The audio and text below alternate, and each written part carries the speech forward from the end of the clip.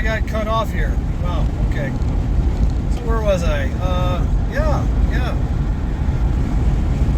Killing large animals with sharp, pointy sticks. That's what our ancestors did. 200,000, 300,000 years ago, maybe even more. I don't know. Yeah, we did that shit. Now we can't. I mean, I guess we could go back. Some people live like that, throwing antelopes and deer. Now we have even bows and arrows. I mean, that's cool. Oh yeah. But I guess my point is, we were extremely adept at understanding our environment.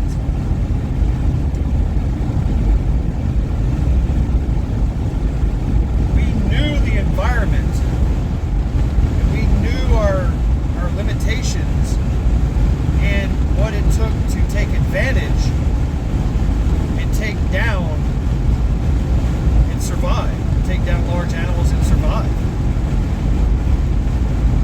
And we did that shit. That's pretty fucking impressive.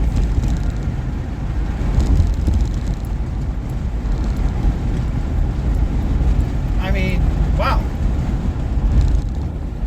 But nowadays, the digital zombies,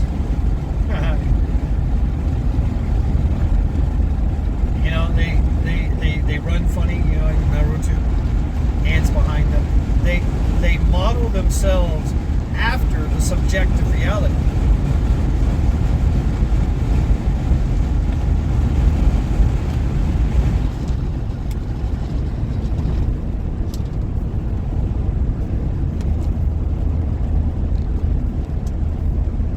I got a phone call. They model themselves after the subjective reality. And I don't know, I think maybe it makes them depressed because they can't do those extraordinary things. It should inspire them to do those extraordinary things. I don't know. Figure out how to fly on your own? Yeah, that'd be badass. So somebody could figure that out. We'd be taking this fucking road trip, would I? Or do the high kick, right? Power projection, right? You see that with the big dojos with their chi forces. I mean, there's something to it, yes. Energy work, but yeah, not to the extent where you can fucking, knock somebody on your ass, right? Some kind of chi bolt, chi power projection. No. The objective world is ruled by physics, and very rarely is the subjective world brought into play. Even though life does imitate art, art does imitate life, and we are extremely clever at figuring out what is in our imagination, right, to come into the real world. That's why we see so many inventions, see so many innovations and advances. It's amazing. It's amazing what our intellect and our imagination and creativity has produced and will continue, hopefully, to produce. But with the digital zombies, I don't see that happening. Their creativity is stifled. Their critical thinking skills are basically non-existent. They have no imagination. All they can do is regurgitate what they see online. That's it. And for them, it's being part of the next fad, being part of the next, we called them fads. Remember that? Oh, it's just a phase, just a fad. This has been going on for about 2 generations now. I mean, I'd say I'm in my 50s. I don't know. Tell me when it started. What do you think? the emergence, the birth of the digital zombie. In the 90s, I mean, we heard of people having cell phones. They're usually big as a suitcase. They're connected to their car or some shit, right? Or, whatever. But, bam, 2000s, and wow, cell phones. What the fuck is that? The smartphone thing. What? Really? Wow, wish I would have had that. Now people cannot live without them. And not only that is laptops. We thought laptops were cool. Now you got tablets. Now you got smartwatches. Smart fucking eyeglasses. You got all these things. I know they're working. The Neuralink, that's going to put that smartphone in your head. That's going to be the next level of the digital zombie. And I'm sure it's going to have some adverse reactions. Oh yeah. Brain absolutely fried. Wow, it's beautiful out here. But lots of wind. Yeah, crazy, man, crazy. The digital zombie concept. Who would have thought? Our forefathers would have never guessed this, ever, that mankind would be ruled by AI and algorithms and constant dopamine hits. For them, they had more pressing matters, like how to stay warm, how to not be eaten, and how to take down this massively large animal so that the whole community can eat for months. Right? I don't know. My phone's heating up. Extremely hot. Yeah, that's not good. Let's see how long we can last.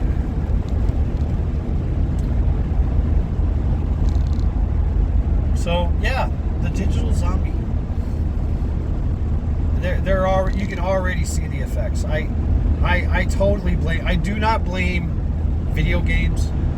Video games saved my life. That and weed. Video games and weed saved my life. Changed my life. I don't do it anymore. Okay, I do feel the need, the urge every now and then, but I needed it at that point in my life. When I got out of the military, I was like, yo, I need to calm the fuck down. I am way too high strung right now. I'm in no place to be around anyone in society right now. And yeah, video games and weed saved my life. And shout out to those friends that helped me out with that in both areas. Shouting you out there, the quest for the golden chocobo. If you know, right? But yeah,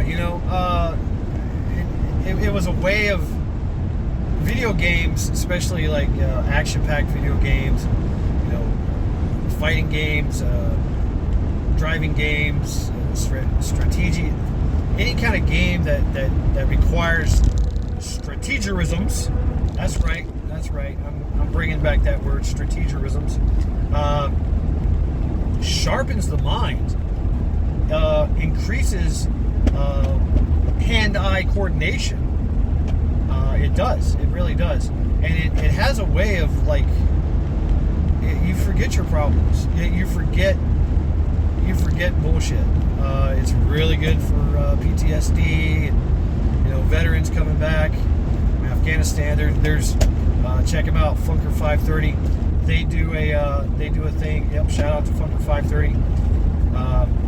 They do a nonprofit where they build and give away these badass gaming systems, computer gaming systems to veterans that absolutely need it, because it's another way to connect with other veterans that are going through the same thing, get that camaraderie, that special kind of camaraderie that we have, that a lot of civilians are like, you guys are fucked up. Yeah, well, that's what it takes. That's what it takes to win wars and shit. To kill people and break things, you gotta have this type of mentality. And it's a way to unwind and connect and really it brings you back. It brings you back. It does. So shout out to Funker 530. Check them out and support that channel. Support their nonprofit. I wish I had. I do. I don't need it. I don't think I need it. Maybe sometimes I need it. But I have throughout the course of years, decades, I deal with it differently. So, but there are kids, there are people, grown-ass adults, living in their mommy and daddy's basement. Mommy and daddy's in their 70s, right? And they live in their basement and game. And they just sit there and get fat, and maybe they smoke weed, maybe they do Adderall. Adderall's a new thing now, right? Drink a bunch of fucking energy drinks and just spend every waking hour of every waking day and night on these fucking video games and wonder why they're 300 pounds and they're 25 years old and their doctor is telling them you need to stop, you're gonna have a heart attack. Right? So, and of course the diet, right? Nobody wants to cook, nobody wants to make anything, so it's all convenience-based diet, which is your processed foods from Uber Eats or whatever, some kind of delivery service. They're not getting that nutrition that they need, nor are they getting the exercise that they need. They're overstimulating their brains to the point where they're turning into mush. Mind and body turning into mush. And it's not just gaming either. It's the whole social media freaking complex as well. Watching content, making content perhaps, or just trolling. I don't know. Now there are some. I have to say that there are some very bright individuals in these generations that are doing innovative things, right? And that's cool to watch. It's great to watch, and it's great to watch them living their best lives. It really is. And creating content and helping people. So I find that promising. I do. I find that very promising that there are some extremely smart and technologically savvy young folks in this generation. I guess with any generation, right? But, especially in this generation. But from the majority, what I see in public, straight up digital zombies, man. It's sad. You can't even carry on a conversation with these people. They have their own language, right? I remember decades ago, right? In the early 2000s, where there was this 9-year-old girl who was considered the fastest texter in the world because she did everything in text speed. LOL, IDK, IDGAF, right? And she could speak that language, and she was the fastest texter in the world. She had the fastest thumbs in the world. Boom, done. She could do it one-handed, two-handed. She could do it without looking, right? She could do it on multiple smartphones and the QWERTY, the Bluetooth, right? The QWERTY, right? She could do it on anything. I don't know. That was decades ago. I wonder what she's doing now. Probably OnlyFans. So I don't know.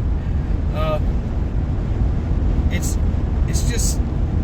mind-boggling to watch the digital zombies as they grow up. Will they ever grow up and grow out of this? Because I see this Black Mirror, right? The Black Mirror right? Where it just consumes everyone. Not only this generation. I see older folks, right? Older than me, that just, boom, their head is in that fucking, that cell phone at all hours of the day. I see people running, jogging, and looking down with their cell phone in their face as they're running. At least they're getting exercise. I give them that, you know. But they are totally unplugged from the world. Totally.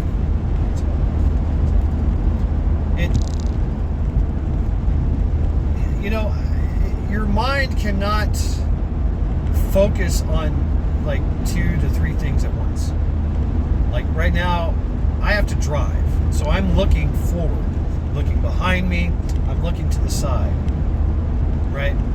I'm also practicing Metsuke, where I'm driving and looking out of my peripheral vision, which I have, oddly enough, 2 mirrors positioned right in my freaking peripheral, where I can see cars coming to the left and to the right of me, right?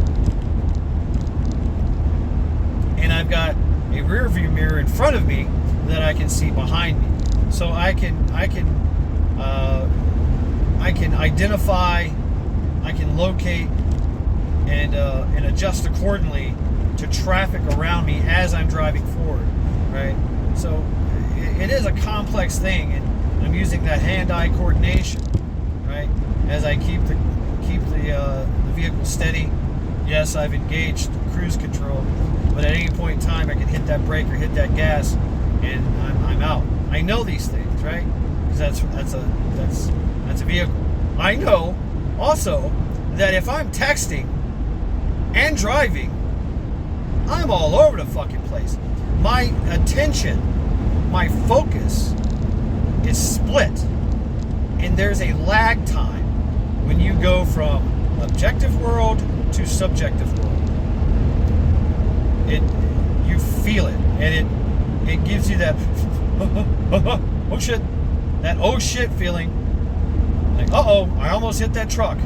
Uh-oh, I almost ran off the fucking road.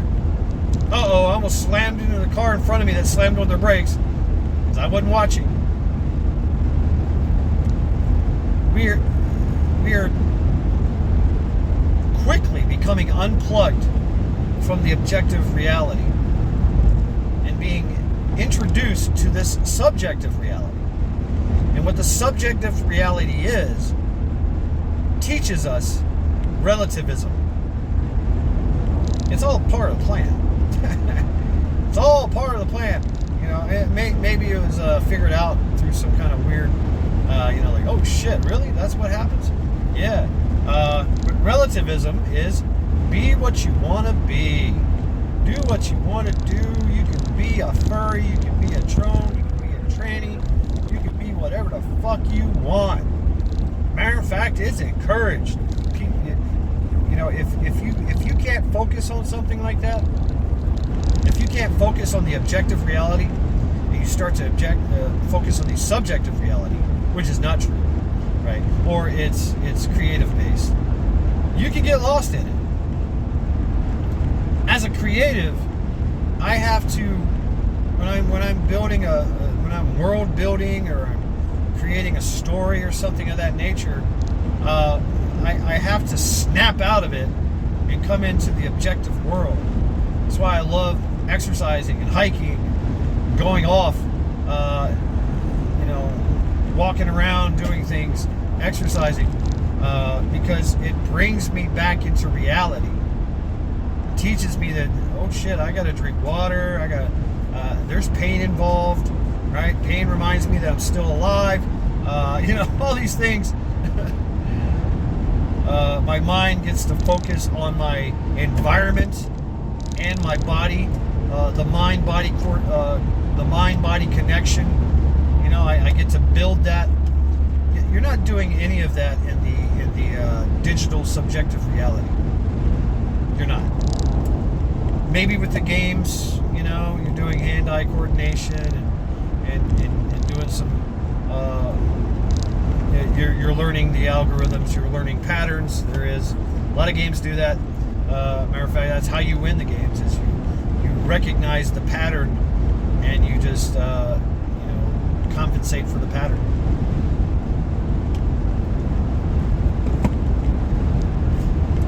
We're really, really good at identifying patterns.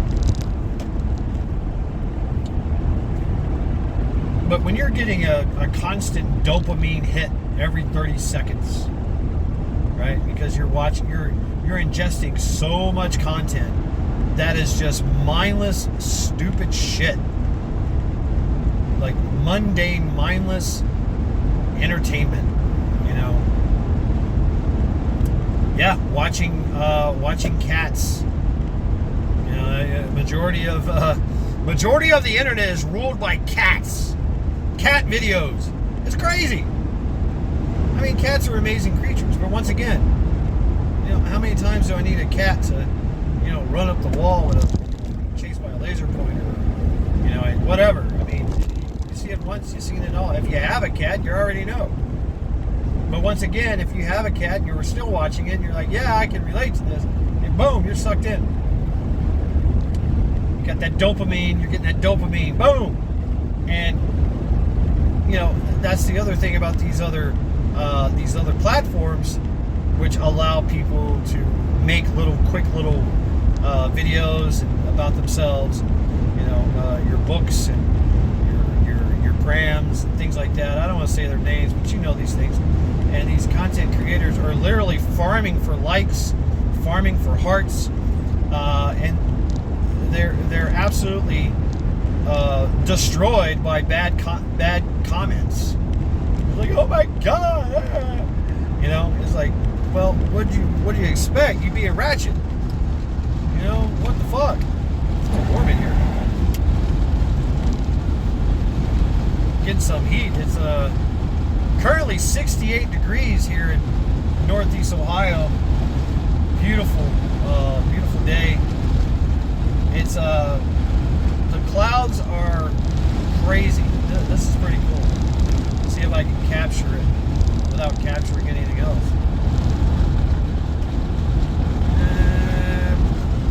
Look at that. Beautiful. Beautiful.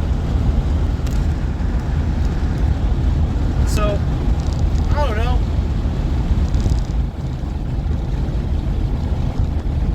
Will the digital zombies survive? Will we survive the digital zombies? Or will the law of nature take its course and these digital zombies cease to exist? I hope that they grow up out and get a cure for digital zombieism, and become, back to the objective world, welcome to reality kind of shit, and unplug from the matrix.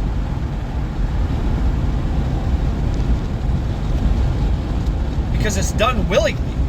See, the story of the Matrix, I keep going back to that. It was done by force. We were forced into slavery. We were forced into that subjective reality and farmed for our energy. Here, we're accepting the subjective reality and the slavery and the addictiveness, being addictive to it, and it changes us. Absolutely changes us. No longer human in some cases. Like I said, you cannot carry on a conversation. I can take their phone away for more than 5 minutes. Just take their phone away and try to talk to them. The whole time they'll be talking to you, they'll be wondering what's going on their phone. I need my phone. I need my phone. I need my phone.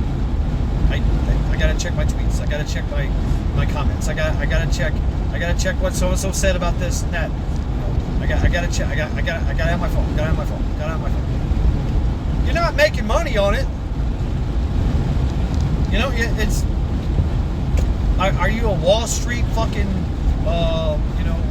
guy, a trader? You need constant freaking updates, and you need your phone for it.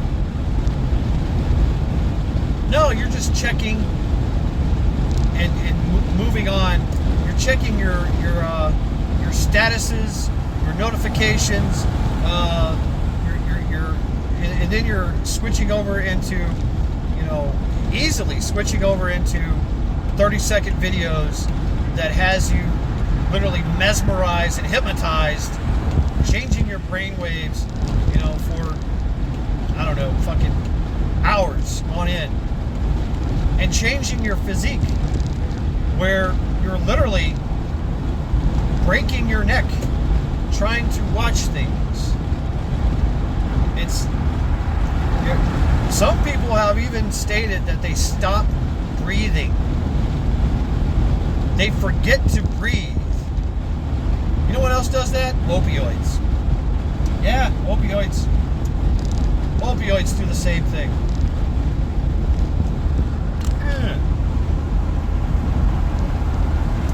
So, it is absolutely an addiction. And it's absolutely detrimental to us all. So get off your phone. As I'm making this video on my phone while driving. That's right. But I'm just driving and talking. We do that anyway.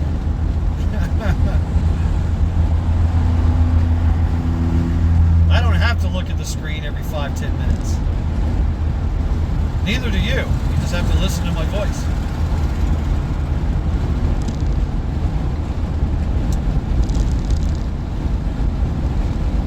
And the majority of it's the males, men, young men.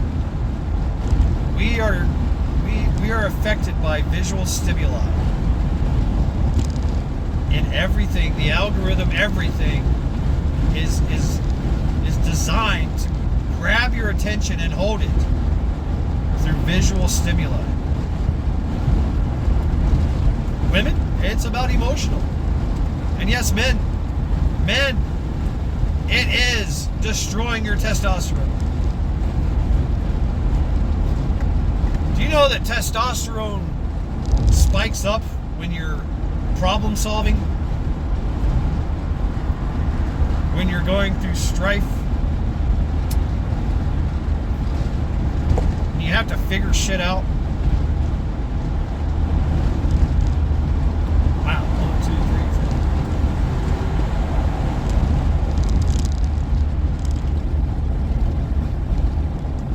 3, 4. When you're stuck on that screen, watching for hours on end, mindless entertainment of bullshit, not learning anything except how many genders there are and how to be neutered, right? It is literally sapping your testosterone. Yeah, it's true. You don't believe me?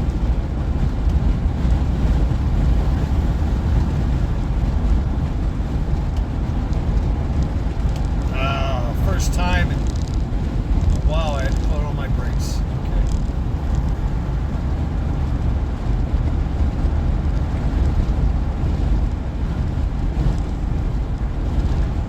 Just cruising right along here. But hey, who am I to judge? I'm surrounded by other slow people.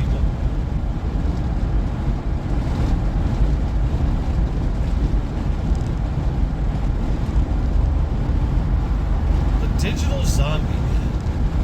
And yes, the health implications. Oh my God.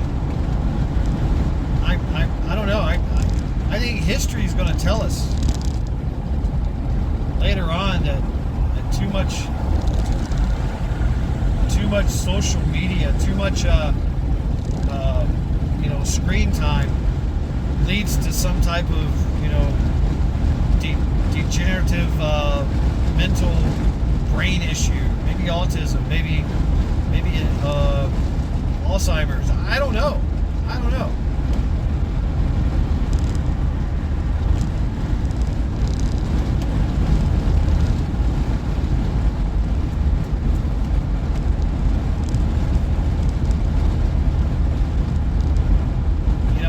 The way that zombies interact with each other is through texts and tweets, sharing things. Signs of silence.